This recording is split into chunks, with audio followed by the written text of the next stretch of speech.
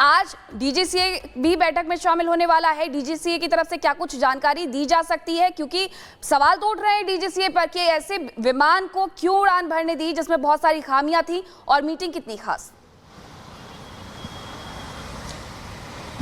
देखिए, उड्डयन मंत्री के अध्यक्षता में, राम मोहन नायडू की अध्यक्षता में महत्वपूर्ण बैठक होगी। जिस तरीके से हवाई सुरक्षा को लेकर जिस तरीके से अब सवाल उठा है, जिस तरीके से जो अहमदाबाद में जो घटना घटित हुई है, उसके बाद आज एक महत्वपूर्ण ये बैठक बुलाई गई। सिविल एविएशन मंत्रालय में ये बैठक होगी, जिस बैठक की अध्यक्षता खुद सिविल एविएशन जो मंत्री है राम मोहन नायडू कर रहे हैं। इस बैठक में तमाम वो अधिकारी भी मौजूद होंगे, डीजीसीए के लोग भी मौजूद होंगे, और ये तहकीकात किया जाएगा कि क्या कारण है, किस तरीके से पूरा हुआ, और एयर सेफ्टी को लेकर अब लगातार किस तरीके से और एयर सेफ्टी को और मजबूत किया जा सके। क्योंकि जिस तरीके से 241 से अधिक लोगों की जान गई है, उसके बाद अब सवाल हो रहा है कि क्या, जिस तरीके से हमने देखा कि जो ड्रीम लाइनर है, जिस बोइंग जो कंपनी सप्लाई करती है ड्रीम एयरलाइनर को, उसको लेकर भी अब सवाल कहा जा रहा है कि वो जिसके पास भी हो, जिस एयरलाइन के पास हो, वो भी पहले परखे और जांच करे, उसके बाद उसे हवा में उड़ने के लिए भेजा जाए। लेकिन सबसे बड़ा सवाल ये उठता है कि जिस तरीके से जो घटना घटित हुई है, क्या इसके लेकर जिम्मेदार कौन है, इसको जिम्मेदारी भी तय होना भी जरूरी है, और सुरक्षा मानकों को लेकर भी बात होगी जब ये बैठक कुछ देर बाद सिविल एविएशन मंत्रालय में शुरू होगी। क्योंकि देखिए, पहले भी ड्रीम लाइनर को लेकर भी सवाल उठे हैं, बोइंग के इस प्लेन को लेकर पहले भी सवाल उठे हैं, लेकिन उसके बाद क्या कदम उठाए गए, क्या कुछ हुआ, अब पूरी तरीके से अब जांच का विषय होगा। अब से कुछ ही देर बाद 10:30 बजे का वो समय बताया जा रहा है, क्योंकि सिविल एविएशन मंत्रालय में ये बैठक होगी, और तब देखा जाएगा कि एयर सेफ्टी को लेकर कि क्या क्या कदम उठाने को लेकर बात हो रही है। क्योंकि सरकार की योग है कि सरकार का रुख पूरी तरीके से सख्त है। जितने पहले कह चुके हैं, जितने भी ड्रीम एयरलाइनर है आपके पास, किसी विमान कंपनी के पास, वो जांच और परख ले, उसके बाद ही उसको उड़ाने को लेकर बात करें। जी बिल्कुल गणेश, यहाँ पर अहम जानकारी साझा कर रहे हैं कि किस तरीके से ये बड़ी बैठक होने वाली है, कि क्यों लापरवाही बरती गई, कहाँ लापरवाही हुई, कहाँ चूक हुई, और भविष्य में ना हो इसको बड़ी खबर आ गई है। अहमदाबाद वाले विमान हादसे की जगह पहुंची AIB aircraft accident investigation bureau की टीम विमान हादसे वाली जगह पहुंची है, और दरअसल यही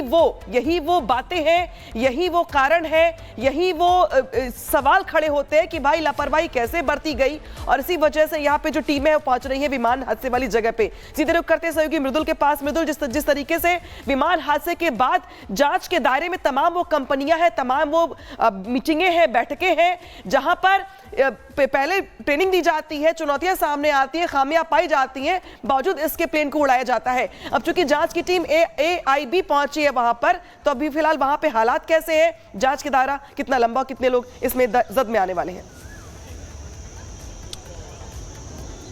बिल्कुल, देखिए, सबसे पहले दो खबर अभी हमने दर्शकों को बताई हैं, जिसमें गणेश अभी जानकारी दे रहे थे कि सिविल एविएशन मिनिस्ट्री की एक महत्वपूर्ण बैठक होने वाली है। वो महत्वपूर्ण बैठक इसलिए मानी जा रही है क्योंकि यहां पर पहुंची हुई है एयरक्राफ्ट एक्सीडेंट इन्वेस्टिगेशन ब्यूरो की टीम, और वो टीम सिविल एविएशन से ही जुड़ी हुई है। और आपको ये बता दें कि इंडिपेंडेंट एजेंसी है, वो सारी जानकारी यहां से जुटाएगी, वो सारी जानकारी मिनिस्ट्री में भेजी जाएगी कि आखिर क्या दिक्कत हुई है। क्योंकि जब भी कोई बड़ा एक्सीडेंट होता है, बड़ा हादसा होता है, उसको लेकर AIB की टीम पहुंचती है, वो इन्वेस्टिगेट करती है, जांच पड़ताल करती है, और उसके बाद निष्कर्ष पर पहुंचा जाता है कि आखिर क्या क्या दिक्कतें हो सकती हैं। लेकिन यहां पर कई सारी एजेंसीज, जैसा अभी आप बता रहे हैं, इसमें इन्वॉल्व हैं, इसमें शामिल हैं, जो जांच के दायरे को और धीरे धीरे बढ़ा रहे हैं। तो सबकी रिपोर्ट्स यहां पर ली जाएगी, और जो अभी हमारे सहयोगी गणेश जानकारी दे रहे थे कि सिविल एविएशन मिनिस्ट्री भी इसे लेकर संजीदगी से काम कर रही है, और हर एक नजर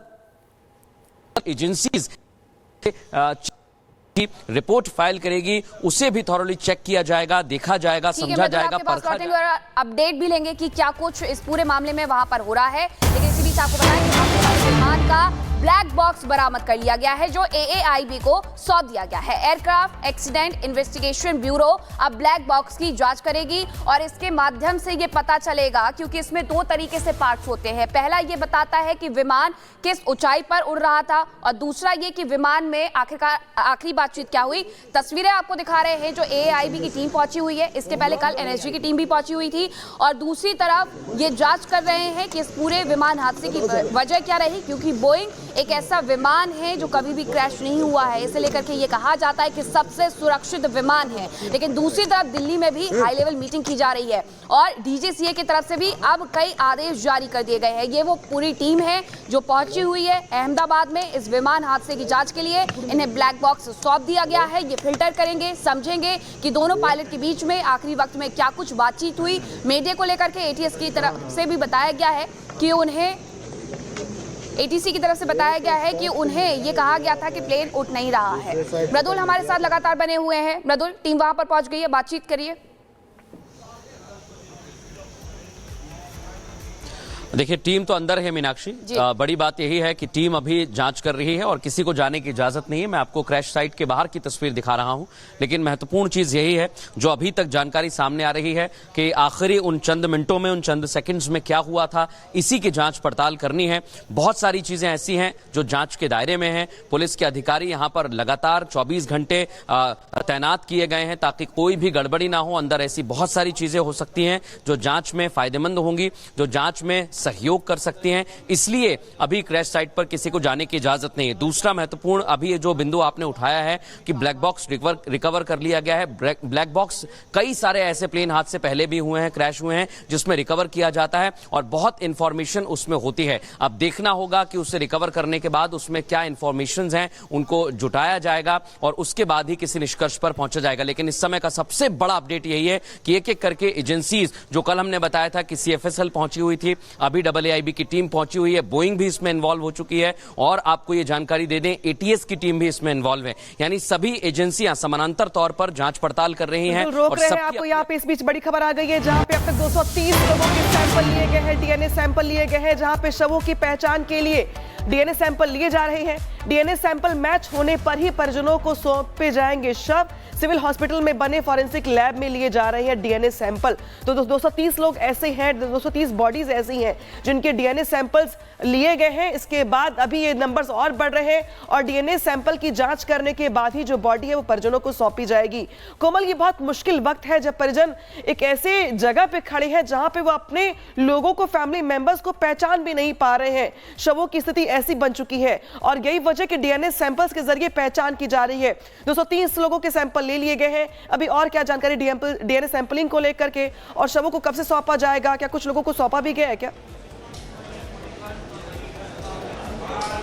बिल्कुल, देखिए अनामिका, विमान हादसे के बाद जो तस्वीरें आई थी, जो मंजर सामने आया, वो कल्पना से बाहर था क्योंकि शव को अब पहचान पाना बेहद ही मुश्किल होते जा रहा है। कसौटी भवन में इस वक्त की मेरी मौजूदगी और आपको ठीक यहाँ से हम तस्वीरें दिखा रहे हैं। देखिए, फिलहाल अगर आपको आगे बताएं तो देखिए पुलिस जो है, अंदर जितने भी परिजन यहाँ पे पहुँच रहे हैं, क्योंकि अभी तक 230 लोगों का जो जाँच है वो हो गया है, यानी 230 लोगों के सैंपल्स वो ले लिए गए हैं। लेकिन अभी भी यहाँ पे ये डॉक्टर्स हैं जो अपने ID कार्ड्स वगैरह दिखा करके अंदर जा रहे हैं। परिजन जो है वो यहाँ पे पहुँच रहे हैं क्योंकि कल रात तक 224 लोगों के डीएनए सैंपल्स जो हैं वो लिए गए थे। लेकिन अब चूंकि ये डॉक्टर्स हैं, फिलहाल वो अंदर जा रहे हैं। जो परिजन आ रहे हैं उनको सिर्फ अंदर जाने की अनुमति दी जा रही है। और ऐसे में बात करें तो अब जो समय की बात करें तो देखिए, जैसे ही यह हादसा हुआ था उसके दोपहर के बाद जो है यहाँ पे डीएनए के लिए जो डीएनए सैंपल्स है वो लिए जा रहे थे। और अब चूंकि 24 घंटे से ज़्यादा का समय बीत चुका है, यानी अब जो है दोपहर के बाद पूरे 2 दिन हो जाएंगे इस हादसे को गुजरे हुए।